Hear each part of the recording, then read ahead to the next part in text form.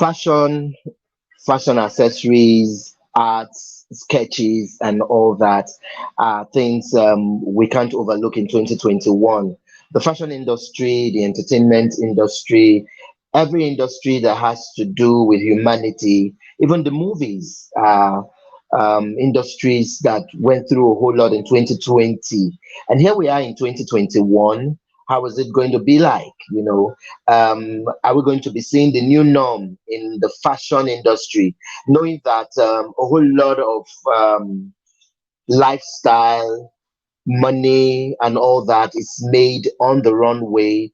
Advertisers coming in to put their billboards, their banners, and all that. High brands always in fashion shows trying to exhibit new fashion waves and all that. Models as well are also affected because I mean, if the fashion industry is not having to do a lot of shows regularly, no one would need a model to do all that. So the pandemic has really, really done a lot. It has impacted in a whole lot of industries. Good afternoon, everyone, and welcome to the program Shagalinko TV. This is the Saturday's edition.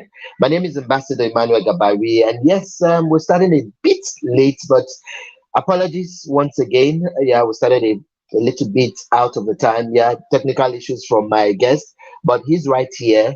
He's a multi award winning fashion designer, a lifestyle coach, an entrepreneur, and a TV host like us here. I watch his show all the time. And then, even when he went virtual, I was one of the very regular viewers of his program because I liked the angle he was bringing simplicity into TV presentation. I'll be talking a lot with him concerning his journey into fashion and all of that. But we're asking this question out there, and in case you're seeing it on the dashboard, we're asking that how can you also look good in spite of the hardship that the pandemic has caused without breaking the bank? I know there's this adage that people say a lot that to get something good, you have to break the bank and all that. But COVID is teaching us that we have to cut our clothes according to our size. Anyway, let me not talk too much. I need to bring my guests because we have a whole lot of things to talk about. Hello, Sir Adebayo Jones. Good afternoon, sir. A very good afternoon to you. How are you? And thank you. It's a pleasure to be on your show. Absolutely. Oh, good. Let me start the way they do now. Namaste. It's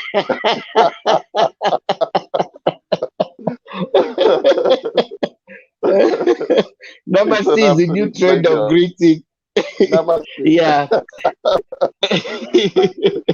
Yeah. Thank you for So inviting me. It's an absolute pleasure. yeah, you're welcome. You've done a lot. You've done a lot in the fashion industry.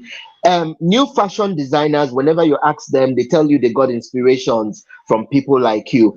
And then to think that you got into fashion when it wasn't like it's the flashy flashy thing now, so to say. Now you find parents even allowing their kids go into music or acting or modeling and all that.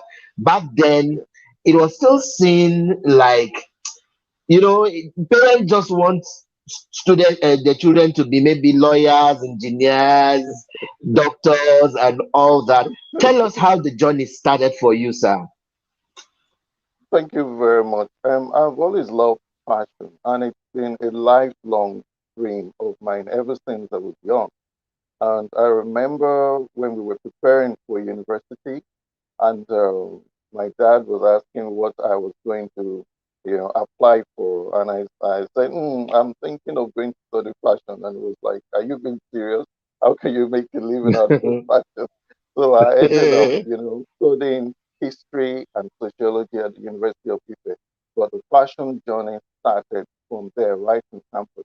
Because think I remember as far back as 1982 already doing fashion shows on campus, and that's what built up to the person and the brand that we know now as Adebayo. So it's been a lifelong passion, something I wanted to do. Started from even my childhood. And I remember it always was also my mother's profession too. So I think the interest also built up from there. Though I believe that the talent is God given, and then you are in the position to enhance whatever you do. Yeah, thank you so much for taking us through that journey. So between your mom and your dad, who Yeah. was a sucker for you? Who was the one, the go-to person that you could you could run to? Because I mean, you just wave it off that your dad was like, okay. So how was it like for you? And so who did you run to for support? First it was mom because that was her profession as well. And my mom supported us in anything that you wanted to do that was your passion. You had her support. But you know the beautiful thing, my dad came around because I remember one show in Lagos in the 90s, and both I think it was the Black Bull and Jazzy show at a hotel, and both my parents were sitting front row during that show, and you could see the pride and he was so you could see that he was really proud of his son. So eventually, the times are changing now, but from when you look at it back, 1980 or so, 81, you're in university, and then you look at the times now, they've really changed. And but I could see that they were so proud of what had been able to do with the fashion brand. So they were both there, but mom was more the one I could easily run to Hmm. because that was her Mom will profession always as be well. mom. Mom will always be mom. Absolutely. Now, yeah, I, I want to ask this in your era or when you started, there were the Yeah. likes of, I read of the likes of Dakova, Hmm. Labenella, there was Yeah. one Fumi, something, something. Um, how was it like? Was it family? Do we see, was there like the kind of unhealthy rivalry we have now? Because I know that there is a difference when colleagues work as one than when they Yeah. have there could be rivalry, but then there could be healthy and unhealthy one.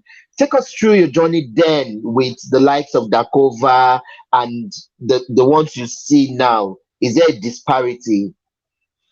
Well, it's actually quite interesting you mentioned that because when fashion was really blooming out in Nigeria, particularly from the 80s, the mid of the 80s, even you had people like Yetunde Allen, you had Helen Press, and she had a fashion house as well.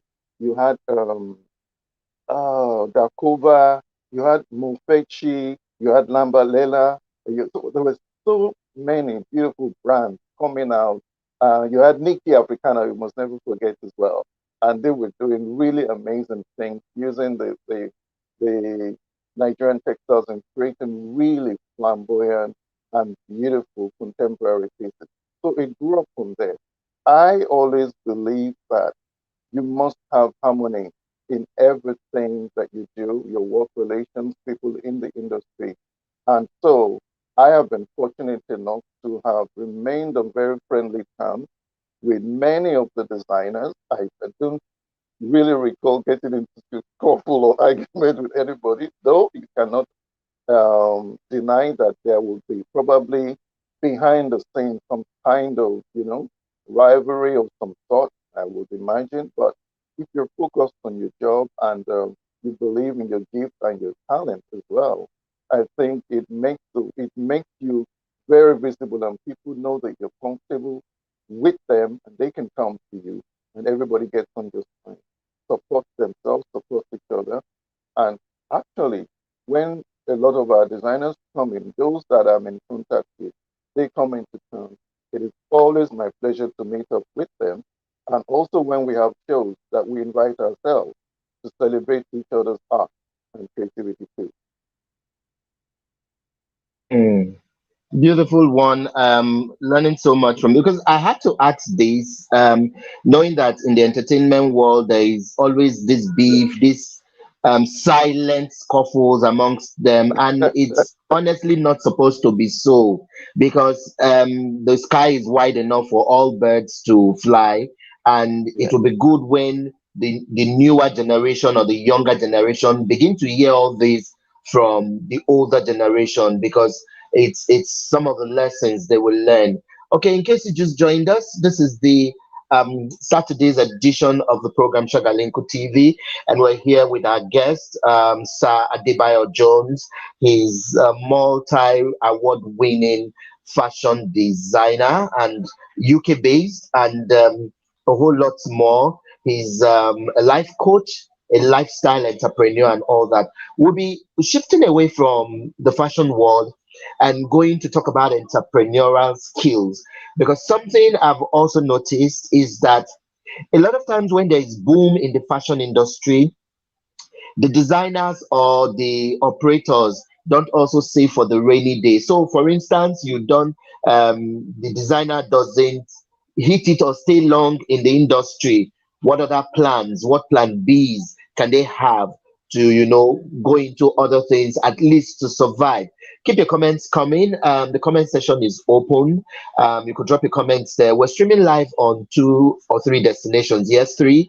On Shagalinku YouTube page, on Chagalinku Facebook live page, and also on my page, Ambassador Emmanuel Gabari. So we're streaming live on these 3 destinations, and you could drop your comments, questions, or views for our guest, Sir Adebayo Jones, and he'll be responding to them. You can also drop a text message. It's scrolling on the screen.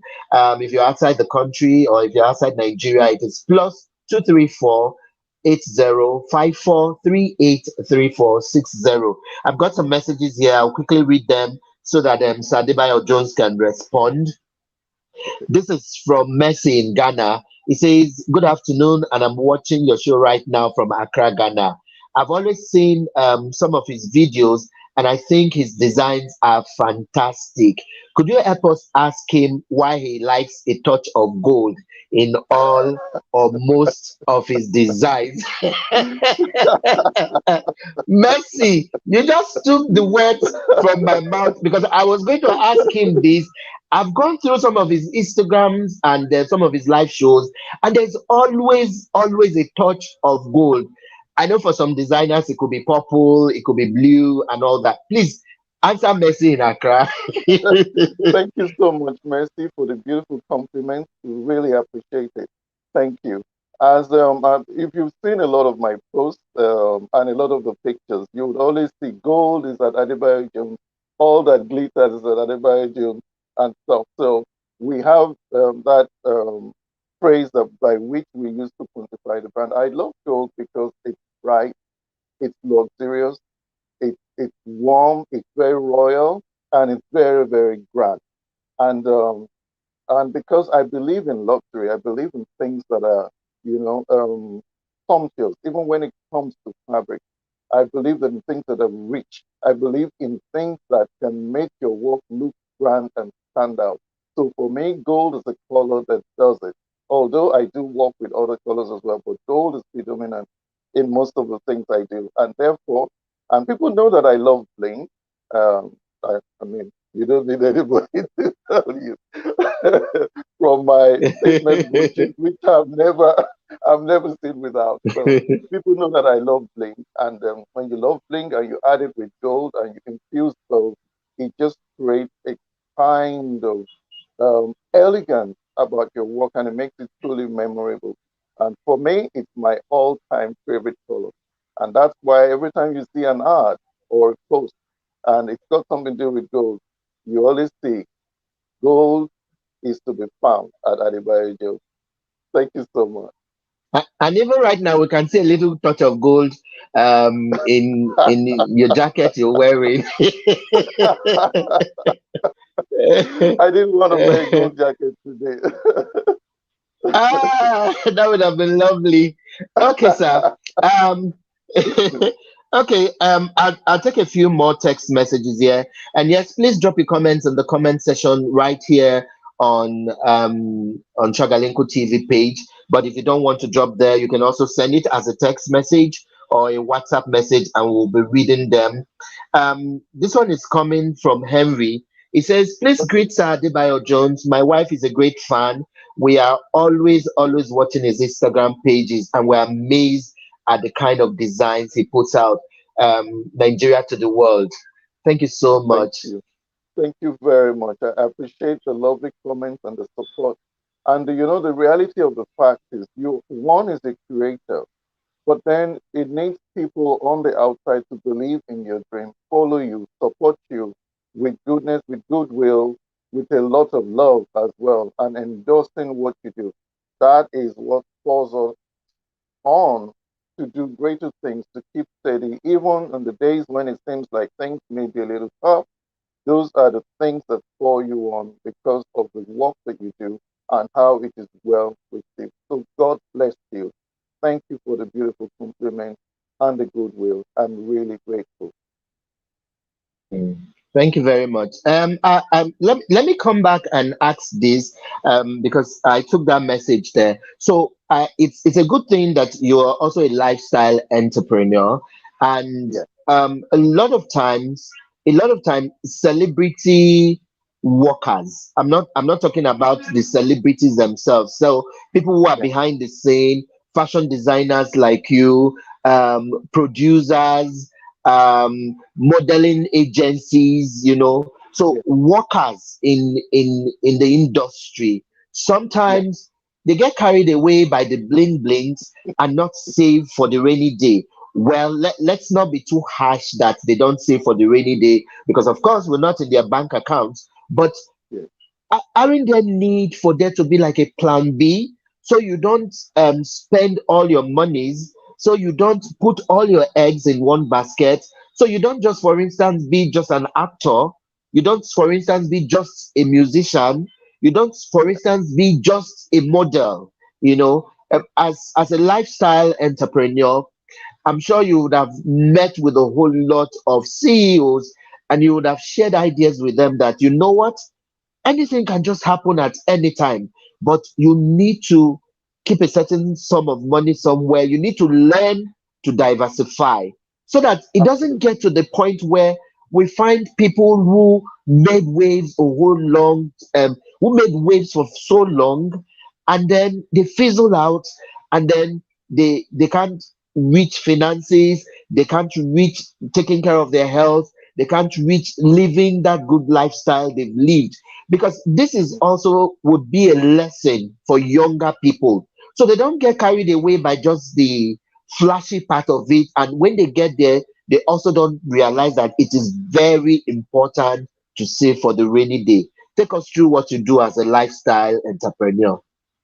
Well, I believe that for most creatives, one, a lot of creatives are multi-talented.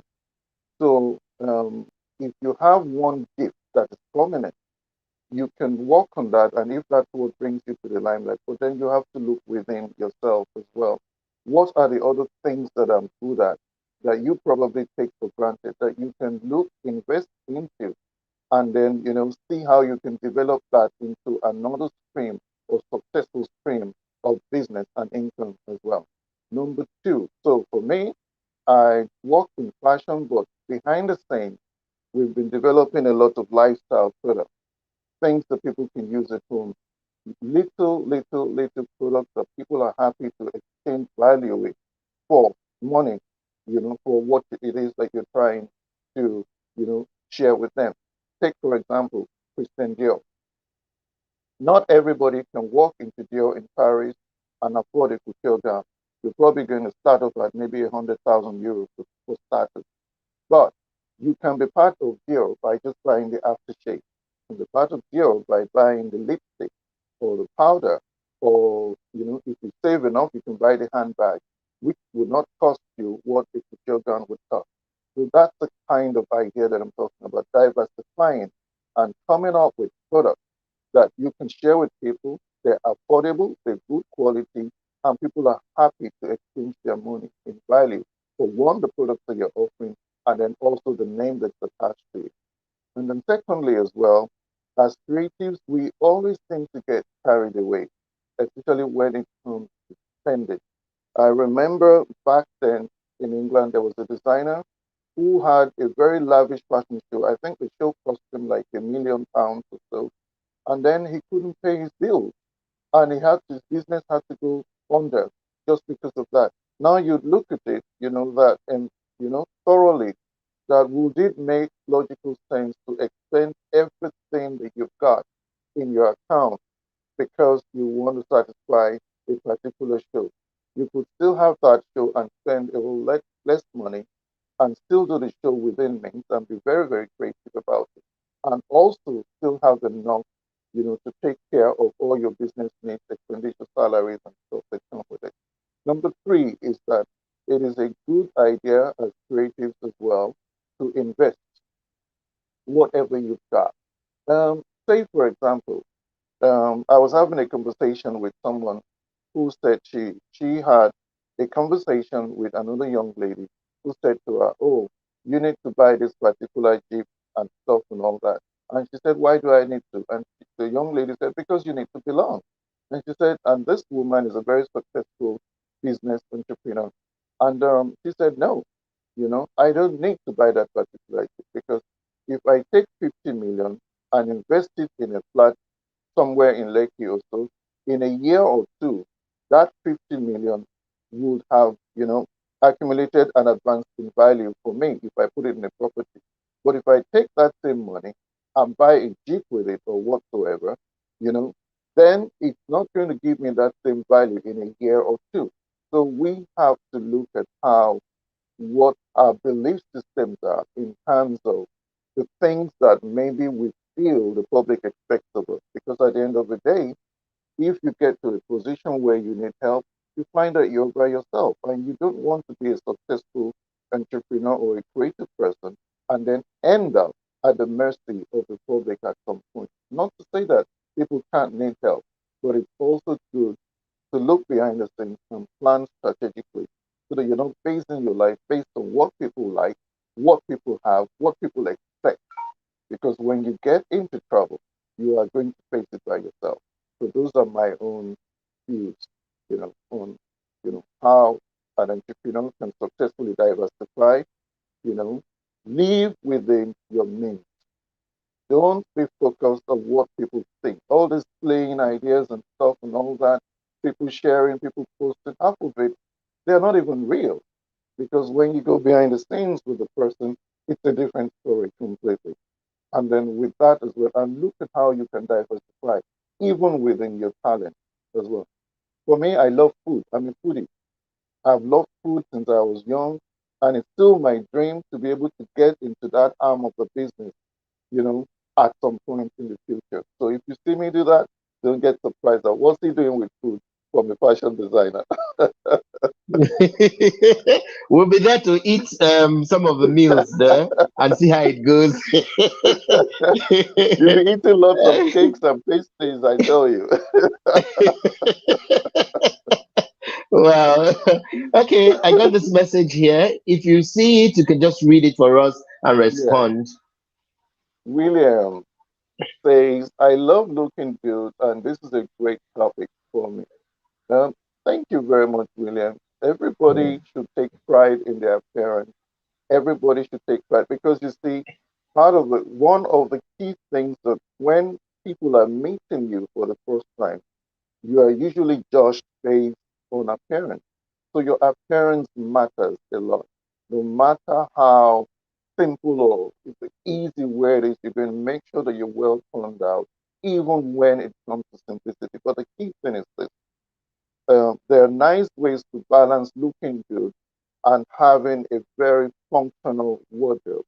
So for some people, they just buy. If I said to you, Emmanuel, how many black suits do you have? How many red suits do you have? How many blue suits do you have? Most people don't take stock of this thing. But if you take stock, it becomes easier to manage your wardrobe. And then when you're buying in things to complement what it is that you have, your wardrobe is both fast, it's functional, it works for you, and then you're able to develop your own style and unique individuality when it comes to fashion. Okay, thank you very much. I would like to take some more messages here, but then Yes, you just said something that is bringing me to my next question. A lot of times yes, people have this notion that it's only women who need to look good or who need to look presentable. So it's a good thing you're talking about how people need to also have a certain type of necessities, in their wardrobe. So it helps them shaping their mind when they go shopping, so they don't just go on impulse buying. Now it's Right. also, although I'm sad that you style more of for the women folk, but what it's not fair, because you do more for the women folk and then you do more for yourself. You don't give us some of these fashion tips so that we can also learn some of these things. So take us through what you think every man should have in their wardrobe, because a lot of men have missed job offers. A lot of men Yeah. have missed business opportunities. A lot of men have missed um, funds just because they get into the boardroom and they are looking so shabbish because they feel it's supposed to be a woman's thing. The basic necessities they should be on. You find someone wearing a native to a boardroom meeting. You find someone who should. So take us through what every average man should have in their wardrobes, what they must wear to the boardroom meetings, and what they should wear to events and parties, because sometimes they mix up these things a lot. Yeah. Okay, let's start off with the formal. Everybody, every man, you should have a lovely, decent, nicely fitted tuxedo in your wardrobe. You will always have invitations to black tie events. Now, it doesn't mean that you need to have like 10 different tuxedos. It just means you have a very good one that is well fitted, nicely tailored, and in a good fabric. And then you can then at some point maybe add a different tuxedo jacket to that to keep the variety quite interesting and not repetitive when you're going out.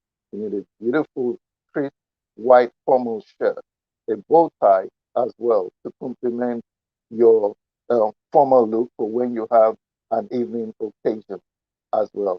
If you like and you're a bit flashy like me, you can add a pin lapel to it or a brooch, that's up to you, it's preference. And then you need a beautiful pair of black slip-ons or formal shoes and matching belts as well. You cannot have an outfit where you are turned up in a tuxedo, you have a black pair of shoes and you have a brown belt. That's a no-no completely. So you must have a matching belt to your shoes. Now, when it comes to office wear, everybody should have, a couple, even two, three very good suits that you are able to rotate within time. Now, the fit is very, very important. For people, sometimes you see people who are maybe not very tall and they're in long line jackets. The sleeves are stretching right almost to the thumb, and then the length of the jacket as well is too long. If you are, there are different measurements for suits. There is the short measurement, there's a regular measurement, and there's a tall. And you can always find your fit within all those three different offerings that you have.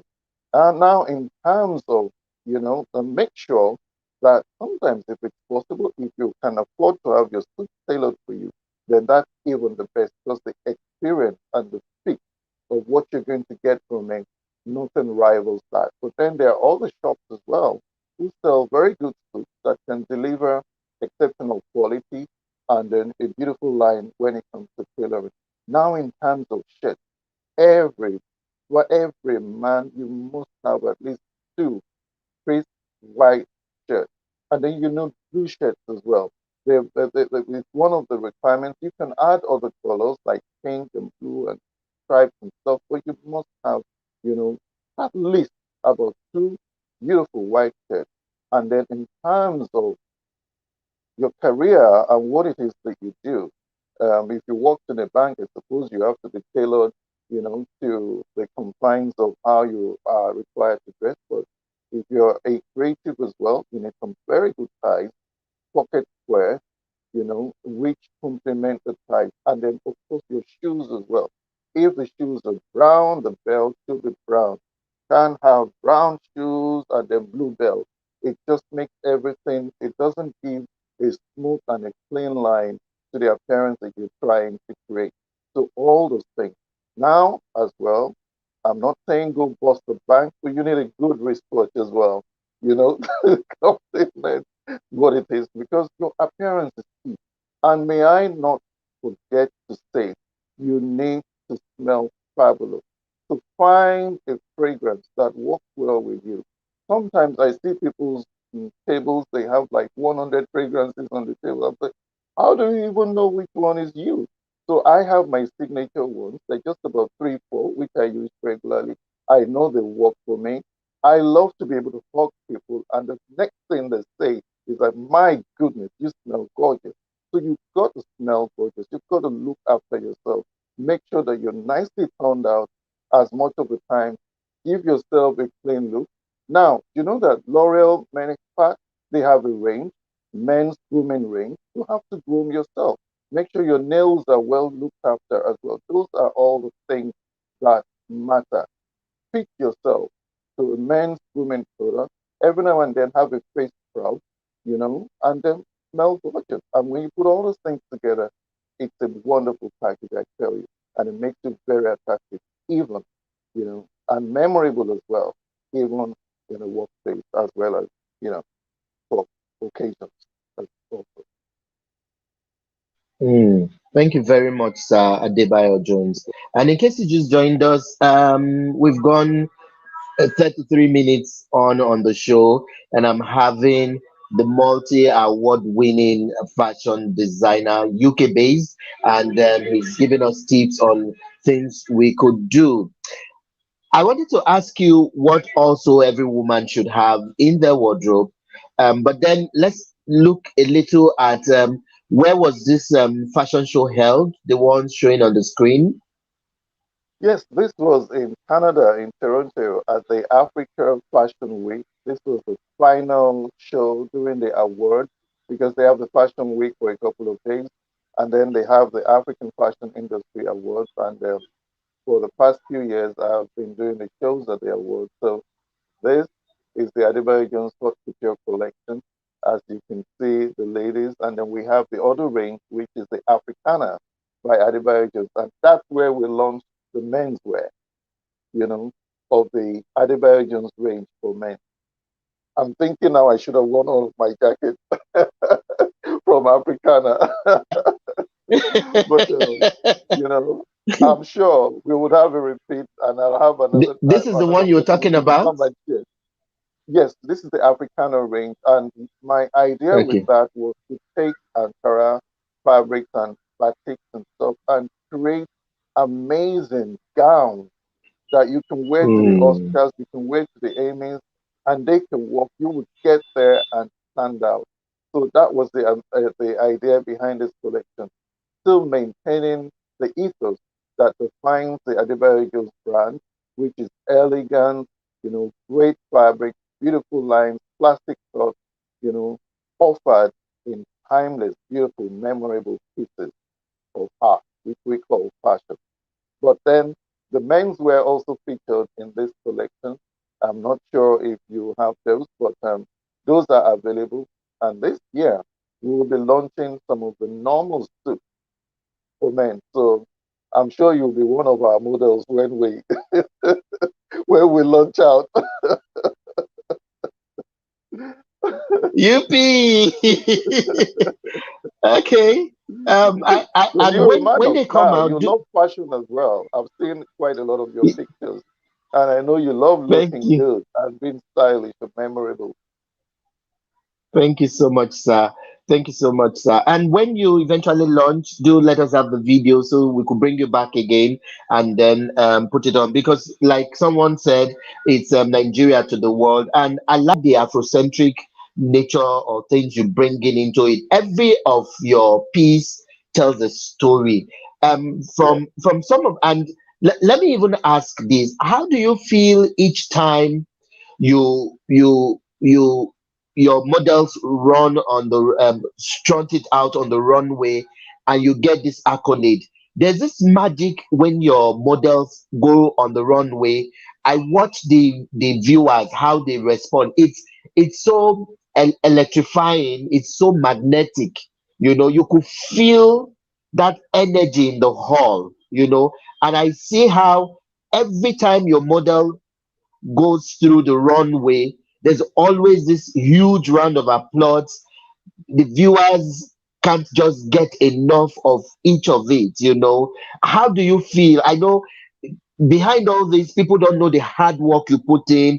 A lot of times you're like, let's remove this and do this and let's put this here. And your team will like, no, I think it's okay. And you will like, no, let's put this here or do this here. And then when people begin to appreciate what you do, it brings this fulfillment and reward for you. How do you feel each time your piece, walks through the runway?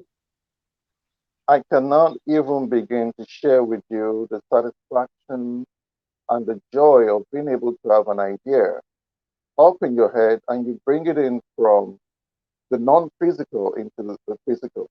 But for everything that we create, I look at it and it's on the dummy. And when it's complete, I know. And when there's something missing, I also know. And I'm saying to them, something is missing. It's still not complete. Just leave it on the dummy, it would come. And then we're working on other things. And suddenly an idea comes. I say, give me that lace. And I pin the lace and I say, that's it. You can stick that on and then it's complete. I want every piece that we create to be memorable and outstanding and unique and in line with the dream and the ethos of the brand Adebayo. So now for shows, when the models are dressed, I see them backstage. I check everybody before they go out. I look at all the accessories, even though we have the stylists who are working with us.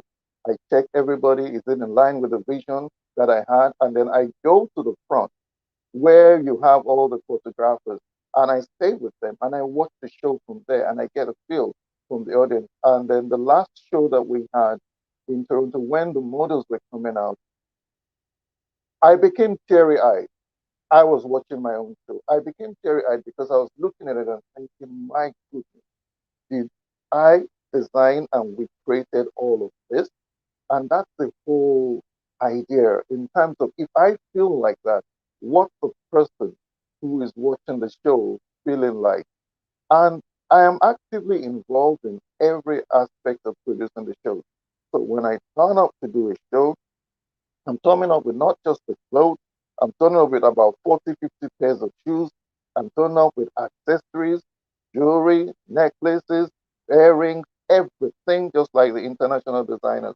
Because when I was developing myself, I would watch the masters like Yves Saint Laurent, like Valentino. I would watch them how they style and check the models before the show. And that's where I picked up all the tips from.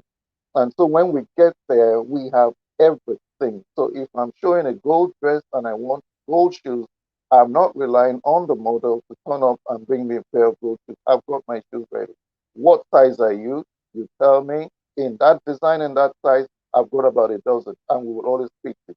So you look at when we have the shows, all the models are in the same shoe. When you look at the jewelry, you see that there's a pattern because I work with the jewelry designers who would create that jewelry particularly for that range.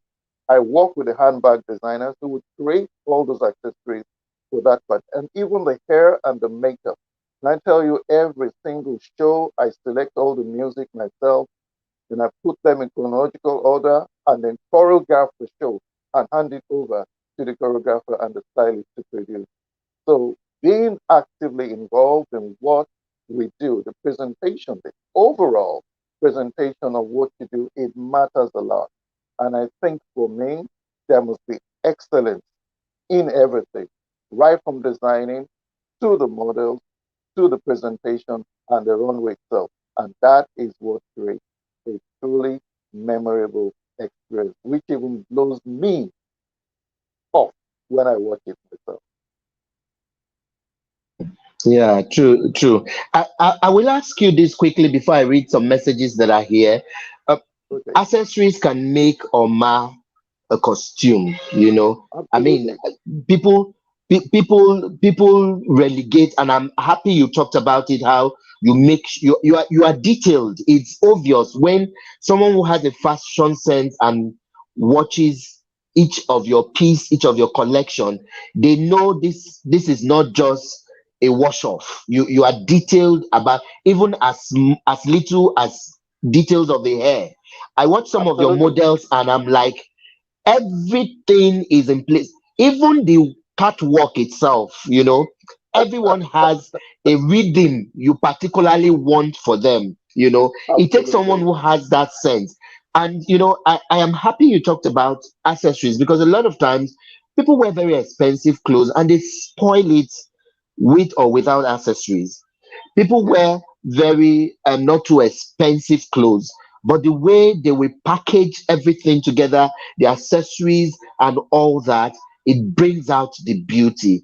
Now, tell yes. us more what you think women should do about accessories, because sometimes they are just busy running about getting the clothes, the designers clothes, the 1 million this and all that, and then Yes. someone else wears that same piece. They get applauded for it because of a few things they can turn up with to make it more Exactly. enhancing.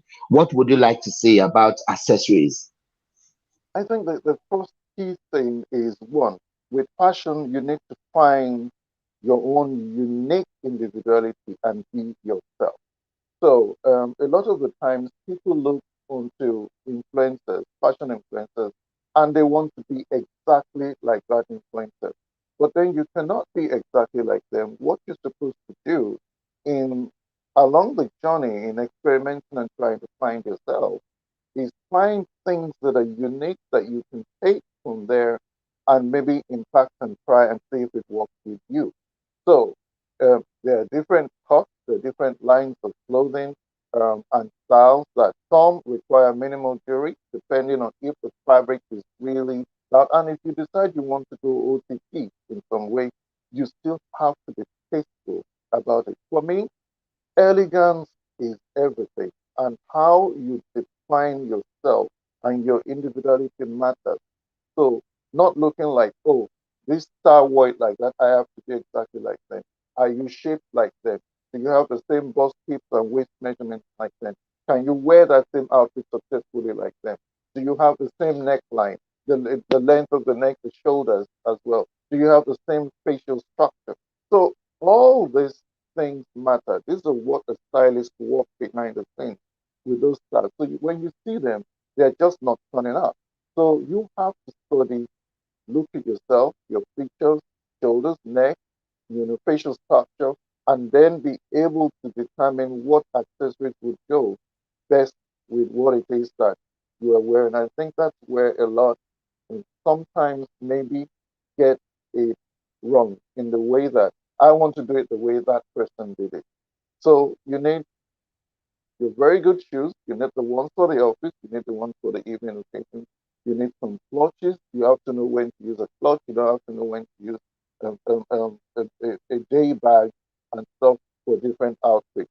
Because sometimes you see that people are in evening gowns and carrying bag for the office as well. So that is another thing. And in terms of jewelry, accessories. It's not until when you've acquired like 1,000 and then throw everything on back. Just pick nice, unique pieces that brings out the best in you. That every time you turn up, you've learned and mastered the art of being able to accessorize yourself to stand out the best possible way, project yourself, and let people see you as a true master of the art of someone who has learned the tricks, someone who has learned the ropes of knowing how to present themselves in the best possible way. Thank you very much, sir. In case you just joined, I must say you missed quite a lot. We're looking at how you could still look good in spite of the harsh realities of the pandemic and not break a bank. And this is the Saturday's Absolutely. edition of Shagalin. Could remember to also like our YouTube and our Facebook page, all our social media handles at Shagalinko TV. I'll bring back my guest now to read some of the messages I have here. So if you could see this one from Williams a second time, although it's a Okay, bit lengthy, but in this then you could read it writing, again. yes, Mr. Jones is right that you are addressed the way that you address abroad.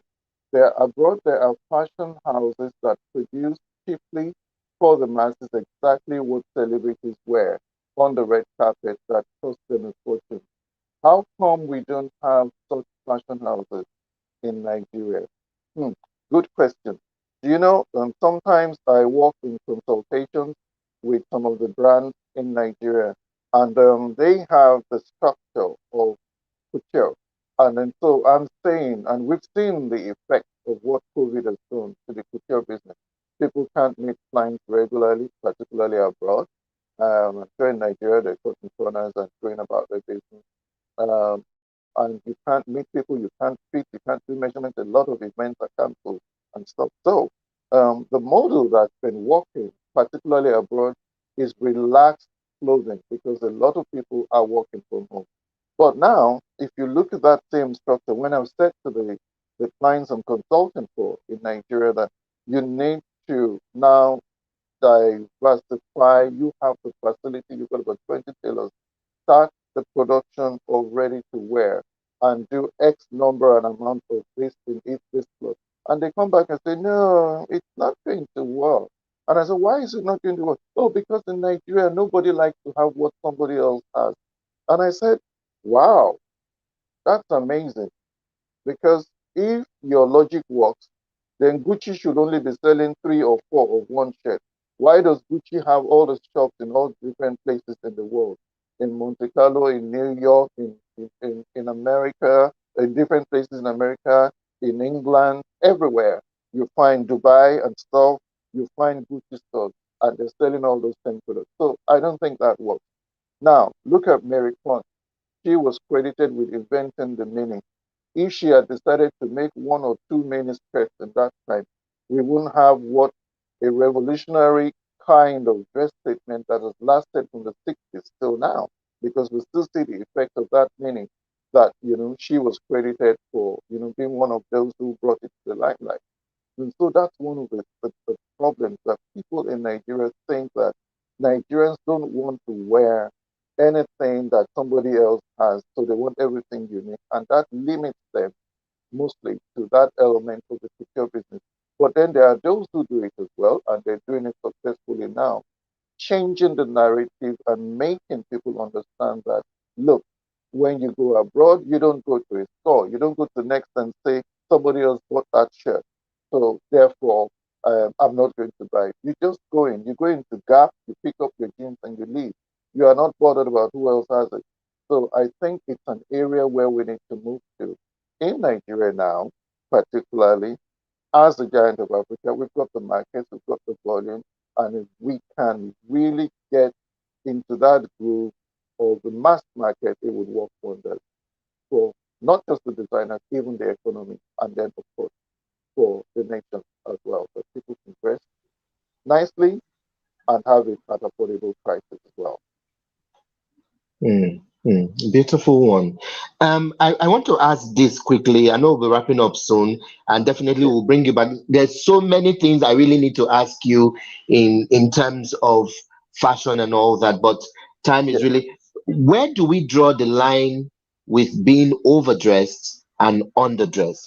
Because a lot of times African women or African people have been seen are known to be very classy in dressing, but sometimes they say we over push the yeah, borderlines. You could find an African who could just get into a boardroom and wears Ira Boba. It doesn't send. Yeah, I know we need to do culture and all that, but I know it's also changing. But where do we begin to draw that line where you look at the mirror when you want to go for an event? You're telling yourself, because I like what you said about people want to copy fashion influencers and not also yeah, taking into cognizance their personality. And I think that is exactly. very, very important because body shapes, body indexes are not the same. So, where do we begin to look into the mirror and tell yourself, you know what, I'm overdressed or I am underdressed? What should we look out for? I think that's a good question. That should be based, things should be judged based on the occasion. For example, if you're going to church, you know that there are things that are appropriate for you to wear to church. So, as a full grown, full bodied woman, picking up a skirt that is 13 inches and a blouse with all the neckline plunging down is definitely not appropriate for where you're going. So, you need to be decently nicely dressed, elegantly dressed, but you need to be decently attired for the occasion or where it is that you're doing. And the other thing that I find is this, it's just in my own judgment. In Nigeria, I see more of this trend happening. A lot of people dressed in what I would call costume. And when you say costumes, the garments are so over designed that they can just be put into a classification of costumes. And then when you've used it for that occasion, that's it. Who has that kind of resources to have an outfit strictly for every single occasion? In fact, your wardrobe would be crazy. It would be insane. You need to have things that are functional, that are versatile, that are wearable, and that can serve you in time. And that's why for me, I prefer plain, classic, elegant lines. You bring it out in 5 years' time, it's still functional for you. And it's not going to be, oh, this is overdressed, or this is overused, or this is no longer in the trend. And I think that's where one of the problems that we have is stemming from, that we're creating more costumes than things that should be functional. And that in itself, by the time you now add that, it has a straight sleeve, it has flared sleeve on the other one, it has some things springing up on the shoulder, then on the bottom of it, it's going out to flare, it has a train and some net and ruffles and puff sleeve all in one garment. It's crazy, you know. So at the end of the day, um, they turn up, go to the occasion, wear the outfit, but then it becomes difficult to wear this thing again because it's been shown. But if you had, look at, even when the late Princess Diana was alive, she would have some of her dresses that she'd worn to occasions restructured. Maybe if it had sleeves and stuff turned into a strapless, and she would wear a thing again. And then these are the people that have the resources to to dress up how lavish and how elegant and spend as much as they like. But they restructure things and keep their wardrobe functional. We should be able to do that too. And I think it's very, very important. Thank you so much, sir. I'm going to ask you this. A lot of times, the fashion industry is carried away by the clothes, the accessories. We don't give so much credit to the models, Yes. Oh, not like for payment. I'm not looking at the payment now. I know yeah, there are modeling agencies and all that, but we don't also, it's like when we watch movies, we're carried away by the actors, the cinematography, the ambience, the beauty of the film, the messages it's passing across. People hardly even ask, how did the story come about? What was yeah, the person feeling like when he or she wrote that story? Because the model happens to be the final person who brings out the beauty of every of the sleepless nights the designer has had, every of the sleepless nights the runway, the set yeah, decors and all that has done. If the model is not also in the right frame of mind, yeah, everything they do, it's wasted, so to say. And I see your models, they are happy. They could do that for free from their expressions. They derive joy. And little wonder, every time they stunt the runway, there's this applause the the viewers give and all that. How are fashion designers, or how is the fashion industry taking care of their models, making sure they are also mentally alert to do the job for them? well, I remember a statement that the late Yves Saint Laurent was reputed to have made when he met one of his muses. He had quite a few of his African models and black models. He was a champion of black models in Paris then. He met Katusha, and it was reported that he said, "Alas, my sketches have come alive. A proud head on a long neck, beautiful strong shoulders, and a lean, elegant body. You need beautiful models. Not to say that models all have to be slim, but you need beautiful models who can project with confidence what it is that you're trying to say, the story with your garment. And the other thing as well, I find is when you dress these models up and you make them look grand, they look in the mirror before they go out. They tell me backstage, you make me feel like a princess. And that is what calls them up with the right music, right environment. They go out there and to give their best. I think also that the mental, emotional well-being of our models is key. In that, I don't believe that okay, people are people. Some people are exceptionally slim. That's the nature. Some people mm, deliberately try to make themselves really, really slim, and that's where it becomes a little dicey. I remember us going abroad for one of the shows, one of the African countries, and we are taking models from England. And I noticed on the flight, this one model, she was hardly eating.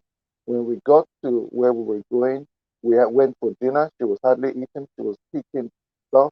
I was a bit concerned. I was thinking, is something wrong? And I mentioned it as well. I was watching the next day breakfast. She wasn't eating. And what happened?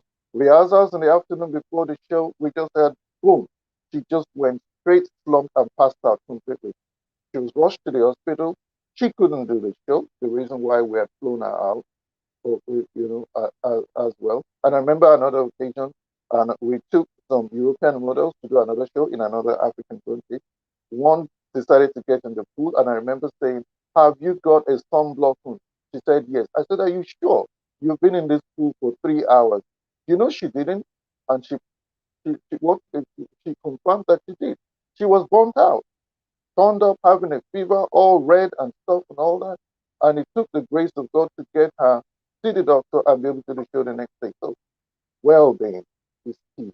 You must mind the people that work with you, make them feel great, tell them they're beautiful in their own skin, and whichever form. It's not, if you look at the shows, you see the models that we use are all different sizes.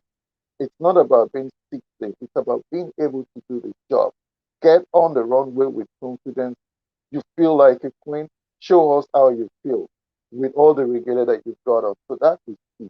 We must look after them, and it's key to tell them always they're beautiful just as they are. Okay, so I need us to come back for a part two because so many things, but time is telling us to go. So many things I need to ask. So many things I'm really learning because I am happy I talked about the model thing. I mean, just look at some of the experiences you've had with that because a lot of times people just push off the models and say after all they are getting paid, what's my business Yeah. with them? So having to really take a look at their welfare and their well-being is very paramount, and little Very wonders we key. see how they strunt the runway for you happily and all that. Finally, what would be your word of advice to young and upcoming I wouldn't say fashionistas, but then young and upcoming people who have flair for fashion. Fashion. Because for fashion, you don't have to also be a designer. You could Yeah, set the pace by being the fashionista. People could of learn course. from you. So you, To you be a can imagine a stylist, teacher. to be an editor, Yeah, to yeah, be a teacher. Yeah. exactly. Exactly. So I what think would it's be your word key. of advice? I think it is key to find your area of interest, your strongest passion within the industry. Everybody, like you said, will not be a designer. But then in this same nation and all over in this business of fashion will come from this generation and even some of those watching, some of the best fashion editors, some of the best stylists, some of the best choreographers, some of the best designers, some of the best pattern cutters and teachers as well. And it takes many areas of this industry to come together to make it the success that it is. So find your area of strength, your passion, and fix your attention on that. Get the formal education if you can. It is very, very necessary, or get trained. Or find a place for apprenticeship where you can then get all the good insights and the training and everything that you need for you to succeed. It is also good to broaden your mind. You must study, you must be dedicated, you must be passionate, you must be resilient and focused as well on what it is that you want to do, asking yourself that question again, why do I want to do this thing? And that is what calls you. You caught a light of something. And that's why you decided. And for you to be successful, you must be focused, passionate, determined, resilient. Get trained, either formally or through some form of training or being an understudy to somebody else. And I promise you, you will achieve your dreams and your goals. So, what's your final word of greetings? Who would you like to send greetings to? Your team, organizations that have been very supportive, and all that. You have Yes. 1 minute to greet everyone you want to greet. First of all, to all the people who love what we do all over the world, thank you for all the love and goodwill. And for my team and those that I've worked with, those who have supported me, the vision, my family, my friends, and then organization as well, Africa Fashion Week Toronto, Isaac Answer, Anita, my stylist, my international stylist, Brenda Foreman. Thank you so very much. And PR Diva in Canada as well. Thank you so very much. All the wonderful people who supported us, my wonderful, wonderful family, my siblings, my nieces, my nephews, everything. The love and the support that I get is immeasurable. And then good people like you who believe in us, invite us, share our story, and get more people to know about what we're doing. People like you, Ambassador Emmanuel Gabarri, thank you so very much. I appreciate and I value your love and goodwill always. Wow. Thank you so much, sir, and thanks for being there. Okay, that's the size of our program for today, Saturday. If you enjoyed what you saw, let's do it again on Tuesday. On Tuesday, we'll be looking at finding and giving love to children and people with special needs. We'll be talking to a few people who have children or who have dealt with family members who are having some needs. And I really must first of all thank everyone who joined us on the show. The videos will be here after the show. You can watch it after the show on YouTube, on Facebook, and all that. And don't forget to subscribe to our YouTube channel and click on the notification button so that every time we come on here to talk about issues, you will be notified. Okay. Also, like Twitter, Instagram, and all that, it is at Shagalinko TV. And my personal Instagram and Twitter is at Ambassador Gabari. Yes. So for our guests, if you want to join him or follow up his fashion trends and some of the videos he posts in all his social media, is Adebayo Jones. Yeah. So on Twitter, on Instagram, on Facebook, just search for Adebayo Jones and you will see him there doing Africa and Nigeria. I'm very, very proud and all of that. Thanks everyone for joining us. I really learned a whole lot from him today. I wish we could just go on and on and on. So many questions that I really like to ask him, but it's a promise. I'll bring him back again. You know us on Shagalinku now. We always bring them back again on the show to talk more. So keep your. I got a lot of messages here, but I'll read them when we bring him back a second time. So keep your messages coming, and then the show will be here after. We'll still do a watch party maybe later on in the evening for our viewers who are outside the country in US, Asia, and other countries that the time zone is different. We'll do an after watch again so that they could also join in and all that. But once again, thank you all so much for finding time to join us. We are truly, truly grateful. Like we always say here, you have choices, but you decided to stick with us here on Shagalinko TV. We truly, truly appreciate it. Once again, my name is Ambassador Emmanuel Gabari, and thanks to everyone, our team here, and everyone who found time to join. And once again, to our guest, Sir Adebayo Jones, all the way from London. Yes, he's a UK multi award winning fashion designer, lifestyle entrepreneur, a TV host, and a lot more. God bless you all, and thanks for joining us. Till we see you on Tuesday, have a beautiful Saturday. Bye bye.